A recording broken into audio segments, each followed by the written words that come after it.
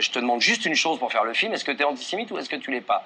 Et il n'a pas été capable de me répondre, il m'a dit c'est plus compliqué que ça. J'ai dit bon bah alors laisse tomber, on se voit plus et tout, tu feras pas le film avec moi. Juste qu'il serait dans une autre époque, il ne sera pas fait taper dessus comme il l'a fait. Maintenant, ce qu'il y a fondamentalement derrière ce qu'il est en train de penser aujourd'hui et ce qu'il cultive aujourd'hui, effectivement c'est très contestable et je ne le trouve pas fréquentable, d'ailleurs je ne le fréquente plus. C'est le meilleur d'entre nous, il a les couilles de dire ce qu'on pense. Alors, moi je vous trouve, vous le savez bien, je vous ai toujours trouvé très drôle et en plus très bon comédien. Et je suis un peu désolé, pour vous dire la vérité, je vous parle amicalement, je suis un peu désolé de vous voir vous enfoncer là-dedans, parce que c'est peut-être la dernière fois que je vous invite, Diodo. Si je ne suis plus invité, je ne serai plus invité. Mais je ne peux pas aller contre ma conscience et contre ma dignité. Je peux pas, j'ai une dignité, j'ai une conscience. Donc, c'est le meilleur, c'est le plus fort, le plus talentueux, mais quoi alors, Dieudonné? C'est drôle de toute façon de retrouver ces images parce que c'est vrai que moi j'ai 46 ans, je le rappelais tout à l'heure, et c'est tout un cheminement qui m'ont amené aujourd'hui effectivement à jouer dans des bus, mais à retourner aujourd'hui encore dans des zéniths. Le chemin artistique est un chemin semé d'embûches, et là je me retrouve aujourd'hui dans cette situation. Je ne l'ai pas réellement cherché, les choses se font comme ça assez naturellement. Moi j'ai toujours continué à travailler et essayer de trouver ce qu'il y avait de plus drôle, ce qui me faisait rire en tout cas. De ces réactions, je remarque que la plupart sont aujourd'hui dans une situation artistique, un chemin artistique laborieux. Bon, alors peut-être que j'ai raté mon insertion dans l'univers du show business, mais ça n'a jamais été un objectif. Quand j'entends Bruno Solo me dire Dieudonné, antisémite, est-ce que j'ai pu te répondre? Justement, c'était ça, ça s'est vraiment passé comme ça? Parce qu'il est vraiment venu vous demander, Dieudonné, êtes-vous antisémite? Non, mais il a romancé un petit peu les choses. J'étais prévu sur son film, et puis il y avait des pressions. Lui tenait à ce que je participe. Moi, d'ailleurs, j'étais pas forcément, je n'avais pas dit oui, d'ailleurs, je me souviens. Et puis, je sentais qu'il y avait des pressions. On avait fait une lecture, et puis là, il m'a expliqué qu'autour de l'antisémitisme, c'est lui-même qui m'avait, Bruno Solo, je me souviens, il m'avait dit qu'il y avait un antisémitisme d'extrême droite, d'extrême gauche. C'est lui qui avait développé cela, et bon, je lui avais dit que je ne me sentais pas concerné par tout cela, ni par l'antisémitisme, ni par le judaïsme. Tout cela me paraissait les deux faces d'une même pièce qui ne me concernait absolument pas. Donc voilà, je suis ni juif ni antisémite, et j'ai le droit d'exister. D'accord. Vous avez remarqué que vous avez la cote avec Clara Morgan. Oui, j'ai vu. Vous l'aviez déjà vu cette fois? Oui, on m'en avait parlé. Je ne l'avais pas vu, mais on m'en avait parlé. Je n'avais pas vu cette scène. Bon, c'était... Alors, au-delà des attaques et des commentaires des uns et des autres, je rappelle que ce qui nous a le plus choqué, ce sont les obstacles que vous avez à surmonter pour monter sur scène. J'ai essayé d'illustrer votre situation par ce tableau. La scène en danger, qui s'inspire du tableau, la scène qui représente Jésus et ses apôtres. Alors ici, après que nos apôtres aient joué à la chaise musicale et qu'ils se soient retrouvés à des positions différentes de celles du tableau original, je les ai remplacés par des personnalités en fonction des qualités des uns et des autres. Alors donc, juste en dessous du soleil, le patron, c'est vous. Ici, sur votre gauche, à la place de l'apôtre Thomas qui symbolise le doute religieux, on a mis quelqu'un qui, lui aussi, remet en cause certaines valeurs morales, Dominique Strauss-Kahn. Et un peu plus loin, sur votre droite, un personnage très important, Judas, qui aurait été un traître. On l'a remplacé par Bernard-Henri Lévy.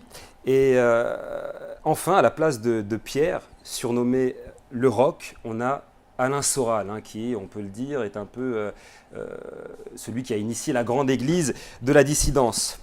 Et je vais citer donc les autres apôtres, et je laisse à qui le veut de rentrer dans plus de détails. Alors on a Kémy Séba, Elie Semoun, Jackie, que vous aurez reconnu, Ahmed Moualek, pour le côté fraternel, Manuel Valls, Éric Zemmour, Hugo Chavez, et moi-même, là.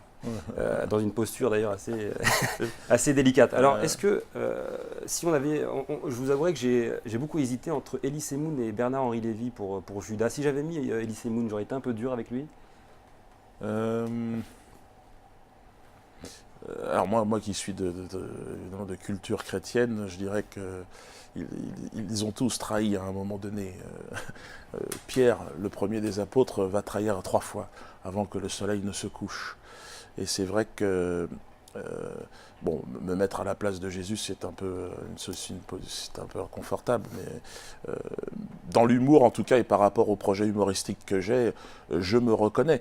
Je me reconnais, moi, dans la foi chrétienne. C'est quelque chose que même si l'Église chrétienne a trahi, selon moi, le message du Christ, je crois profondément qu'il y a une résurrection, et que cette résurrection, elle est en chacun d'entre nous.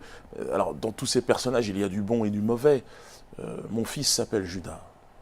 Je pense que Judas, c'est celui qui représente l'homme, c'est l'être humain. C'est cette capacité. Nous trahissons tous Jésus chaque matin et toute la journée, et jusqu'au soir, jusqu'au coucher. Donc, il est très difficile de vivre sur le chemin qui conduit au don ultime, celui de se donner à l'humanité comme il l'a fait. Alors après, bon, chacun a sa vision de cela, mais d'ailleurs, je pense que Jésus aujourd'hui, dans les conflits qui bouleversent le monde, aurait une position qui serait très différente de ce que l'on entend. Je pense que Jésus et l'islam, d'ailleurs, c'est quelque chose pour moi qui forme la même chose. D'accord, donc en gros, Elie Semoun trahit un peu comme tout le monde peut trahir dans... Alors moi, la trahison... Oui. On a mis BHL au final. Hein. BHL, c'est la trahison, je pense que c'est la trahison... c'est certainement le personnage le plus noir, le plus obscur, celui qui est attiré par ce qu'il y a de plus obscur dans l'homme, quoi. L'exécution de la famille Kadhafi, la haine, il vit dans une haine incroyable, quoi, c'est-à-dire la haine de l'autre. Et alors, d'ailleurs, ce mot, comme par transfert psychologique, il l'emploie systématiquement. Il parle de la haine. Il fait pourtant ce qu'il veut. Hein. Et non, c'est un criminel. C'est un jour, si l'idée d'une justice s'impose, il devrait être jugé, tout comme les autres, pour ce qu'ils ont fait là, notamment au peuple libyen. Il fait partie de ces figures étonnantes, cette façon un peu romanesque d'amener la guerre, quoi. C'est assez étonnant. La guerre sans l'aimer. Tout ce qu'il fait est extrêmement risible. C'est pour ça que moi je vis dans une époque... Même son film, vous l'avez vu? Oui, mais tout ce qu'il fait est très mauvais, et systématiquement de très mauvaise qualité. Et c'est très amusant d'ailleurs, parce que il est extrêmement riche. Une partie, d'ailleurs, la plus grande partie de sa fortune lui vient de sa famille, qui a fait commerce dans le bois précieux africain. Ils ont participé évidemment à l'exploitation de ces richesses naturelles de l'Afrique, en volant évidemment très largement au peuple africain. Et donc aujourd'hui, qu'il entraîne encore une fois la puissance sioniste à bombarder, à tuer les Africains, c'est quelque chose. C'est une guerre. Nous sommes en fait dans une forme de guerre, comme d'ailleurs Jésus était au milieu d'un conflit, mais alors il avait évidemment cette façon d'élever le débat à un niveau où là, au-dessus c'est le soleil, comme on dit. Au-dessus c'est le soleil. Et alors justement, est-ce que vous collectionnez, avez-vous à la maison des tableaux ou d'autres œuvres d'art que le fisc ne vous aurait pas encore volé? Non, j'ai jamais eu de tableau, si ce n'est ceux de mes enfants. Donc le fisc, là, non, ils ne sont pas intéressés. Non, j'ai jamais eu de... Alors, si, j'ai un copain, j'ai un tableau, j'ai un copain d'ailleurs de Dreux, Michel Talata, et donc j'ai quelques tableaux de lui.